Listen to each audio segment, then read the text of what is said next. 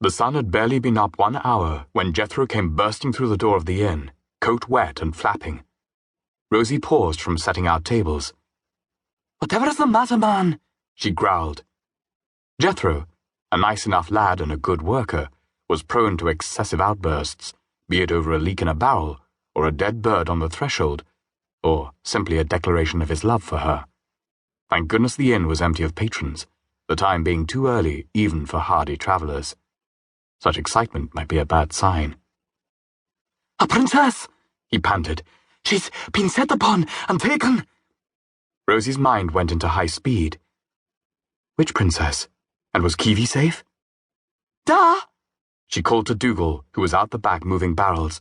"Da, come!" Within moments her father stumped inside. "What's all the hollering?"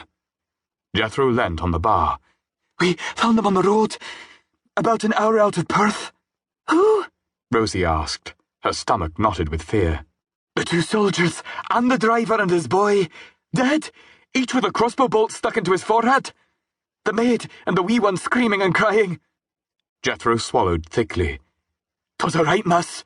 Dougal, I sent Hamish on with them to the castle, and they came back here." Dougal, his face grim, nodded. "Good lad, that was the right thing to do." "But," Rosie interrupted, "you said the princess has been taken?" "Aye, she was gone, and the wee one screaming that men took her away on their horses." Rosie's mother came through to the tavern. "Hush this noise! We have guests. Or has that slipped your minds?" Jethro bobbed, as was his habit. "Begging your pardon, Mistress Rebecca, but there has been a monstrous event." Rebecca's hand went to her throat as she hurried forward to stand beside her husband. "Tell." Now aware, Rosie thought wryly of an audience, Jethro calmed and sat at one of the tables. "Princesses Bree and Rachel were set upon not an hour out of Perth. The wee one and her maid were left, but Princess Rachel's been taken. And," he added, his voice taking on an interesting tone, Rosie noted, "'tis not long till the wedding." It was a stab. Rosie, Dougal, and Rebecca felt it. That one sentence meant more than Jethro could understand. Rosie closed her eyes for a moment to gather strength. Rebecca moved to her side and put a reassuring hand on her back. Tears threatened to undo her, so she took a deep breath and rounded on the young man before her. "Was Kiwi there?" Jethro let out a sigh. "No, Rosie, she was not among it all." Rosie sat back, relieved that Fleance's young adoptive sister was safe. Dougal flicked his hand at Jethro. "Go, boy, and get a carriage ready and fresh horses. You and I must go to Glamis." Rebecca put a hand on his arm, and Rosie saw that her mother gripped him tightly. Dougal looked between his wife and daughter, and his shoulders slumped. Something important had passed between her parents. "What is it, Da?" Rosie asked. "Hurry, boy," he said, waving Jethro out the door. He waited for the young man to leave before turning to them both.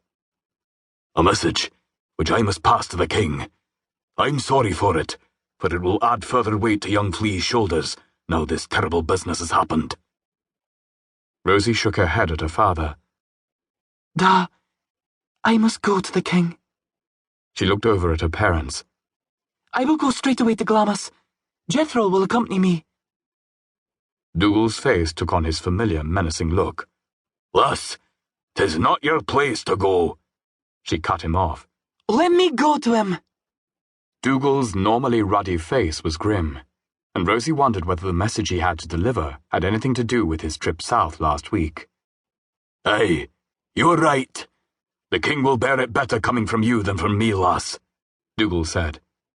"Go pack your things quickly, and then I'll tell you what you must say." His words filled her with foreboding. Rosie rushed to her room and changed into her travelling clothes. She quickly retied her braid and pulled a cover over her head. They had both made their choice, Flee to accept the throne of Scotland, and she to give him permission to accept it.